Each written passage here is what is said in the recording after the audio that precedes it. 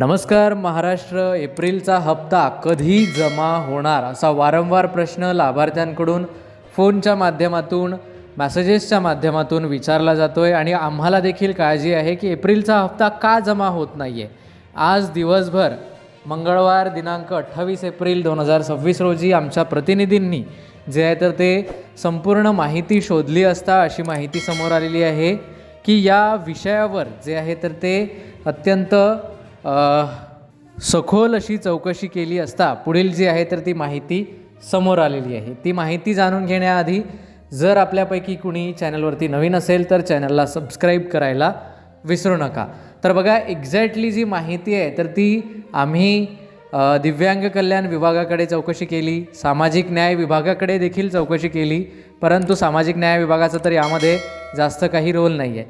दिव्यांग कल्याण विभाग असेल, दिव्यांग आयुक्तालय असेल, जिल्हा कार्यालय असेल, तालुका कार्यालय असेल, अशा वेगवेगळ्या ठिकाणी चौकशी केली असता त्यांच्याकडून एकच उत्तर जे आहे तर ते मिळत आहेत की आम्ही पुढील 2 ते 3 दिवसात, उद्या किंवा परवा हे पैसे तुमच्या खात्यावरती येईल, असंच उत्तर त्यांच्याकडून सध्या तरी मिळत आहेत. म्हणजे एक्झॅक्टली त्यांना आम्ही पैसे कधी टाकू ही माहिती एक्झॅक्टली मला वाटतं त्यांच्याकडे देखील नाही आहे. प्रत्येकाकडून हेच उत्तर मिळालेलं आहे की 2 ते 3 दिवसामध्ये आम्ही जे आहे तर ते पैसे लाभार्थ्यांच्या खात्यावरती टाकू. परंतु हे 2 ते 3 दिवस म्हणजे याआधी देखील बऱ्याचदा विभागाकडून असेल किंवा मग वेगवेगळ्या याच्यातून वेगवेगळ्या तारीखा देण्यात आलेल्या आहे, परंतु अशा कुठल्याही तारखाला यावेळेस पैसे जमा झालेले नाहीत. श्रावण बाळ योजनेच्या काही लाभार्थ्यांना जमा झालेल्या आहेत, त्या तारीखा आपण दिलेल्या होत्या, ते ठीक आहे.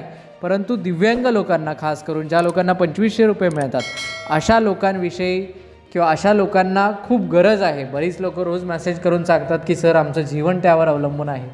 तर मग अशा लोकांना पैसे देणं ही प्राथमिकता आहे, परंतु जे आहे तर ते विभागाकडून किंवा कुठल्याही विशिष्ट लोकांकडून याचं योग्य ते उत्तर सध्या तरी मिळत नाही आहे.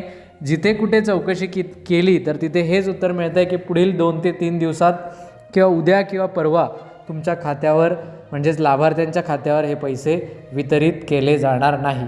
तर अशी यांची भूमिका आहे. याविषयी तुम्हाला काय वाटतं?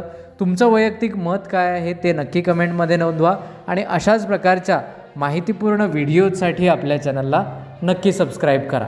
या व्यतिरिक्त काही प्रश्न किंवा शंका असतील तर ते देखील तुम्ही आपल्याला विचारू शकता. बऱ्याच व्हिडिओमध्ये आपण सर्व प्रश्नांची उत्तरे देण्याचा प्रयत्न केलेला आहे.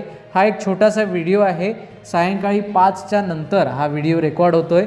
दिवसभराचा जो काही आढावा आहे तर तो तुमच्या पुढे मांडण्याचा एक छोटासा प्रयत्न आमच्या माध्यमातून केला गेला आहे. संबंधित व्हिडिओ संपूर्ण महाराष्ट्रातील दिव्यांग तसेच गरजूवंत निराधार बांधवांपर्यंत ही माहिती पोहोचवायला विसरू नका आणि पुन्हा एकदा चॅनलवरती नवीन असाल तर चॅनलला देखील